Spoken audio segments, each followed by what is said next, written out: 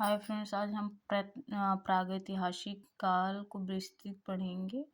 तो इसका जो निचोड़ है अच्छे से पढ़ के फिर इसका जो मेन मेन पॉइंट है उसको हेडलाइन करेंगे। तो फ्रेंड्स, हम इसको स्टार्ट करते हैं। इतिहास का विभाजन प्रागैतिहासिक, प्री हिस्ट्री, आदि इतिहास, प्रोटो हिस्ट्री व इतिहास हिस्ट्री 3 भागों में किया गया है। जिस काल में मनुष्य ने घटनाओं का कोई लिखित विवरण उद्धृत नहीं किया उसे प्रागैतिहासिक काल कहते हैं।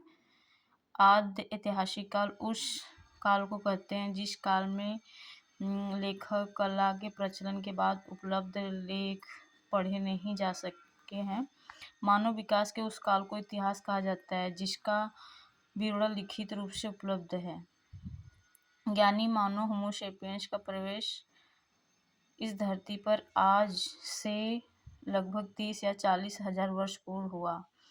पूर्व पाषाण युग या पूरा पाषाण काल के मानव की जीविका का मुख्य आधार शिकार था। शिकार पूरा पाषाण काल में आदि मानव के मनोरंजन के भी साधन थे। आग का आविष्कार पूरा पाषाण काल में एवं पहिए का आविष्कार नव पाषाण काल में। ये वेरी इंपॉर्टेंट है। आग का आविष्कार पूरा पाषाण काल और पहिए का आविष्कार नव पाषाण काल। ये पेपर में आता है, इसमें कंफ्यूजन बहुत ज़्यादा होती है कि पूरा पाषाण काल में किस किस चीज़ का आविष्कार हुआ था, नव पाषाण काल में किसका हुआ था। तो इसको हेडलाइट की बहुत इंपॉर्टेंट है। आगे, मनुष्य में अस्थायी निवास की प्रवृत्ति नव पाषाण काल में हुई थी तथा उसमें सबसे पहले कुत्ता को पालतू बनाया। मनुष्य ने सर्वप्रथम तांबा धातु का प्रयोग किया।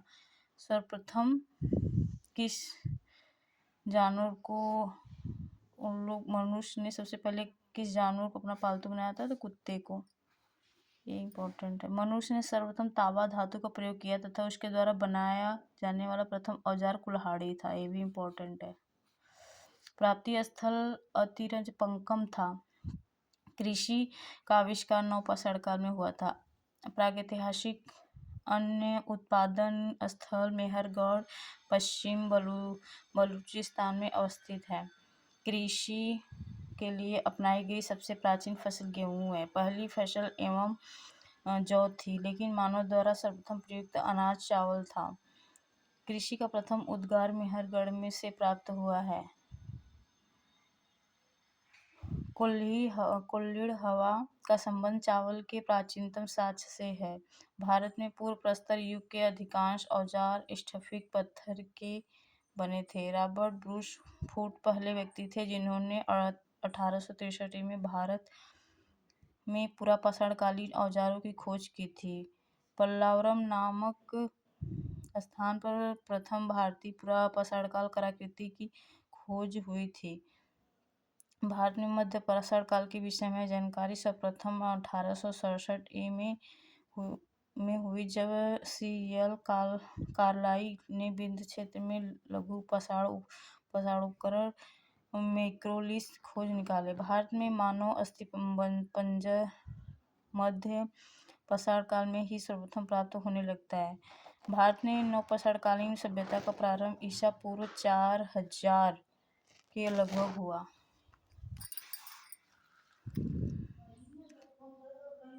भारत का सबसे प्राचीन नगर मोहनजोदड़ो था। सिंधी भाषा जिसका अर्थ है मृतकों का टीला।